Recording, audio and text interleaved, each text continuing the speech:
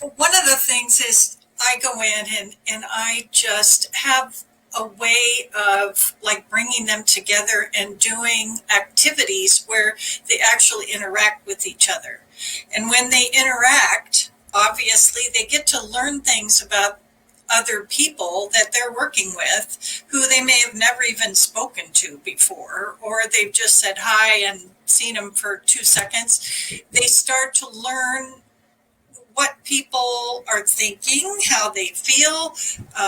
You start celebrating birthdays, anniversaries, or kudos you just completed something, or just something to show that you all support each other. Because I love that. Oh, good.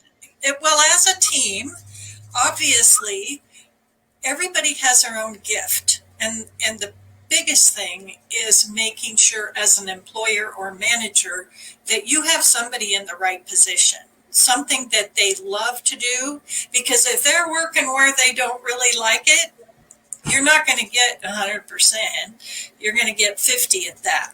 You might get So, 100% of the person, the best that they yep, can provide. right. We might have been that person. I can talk about all sorts of discussion in business, from personality type to principles of being promoted through things like the Peter Principle and stuff like this.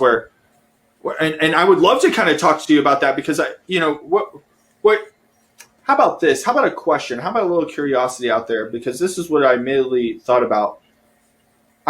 How many of you, go ahead and give some love? Drop a number in chat. If you're watching this on the podcast, what I'd love for you to do is snap a screenshot of your screen right now and upload this onto your stories. Tag Jill Branson so she can see it, and give us a thumbs up. Communicate here. This would be a good way to communicate and get the message directly to us.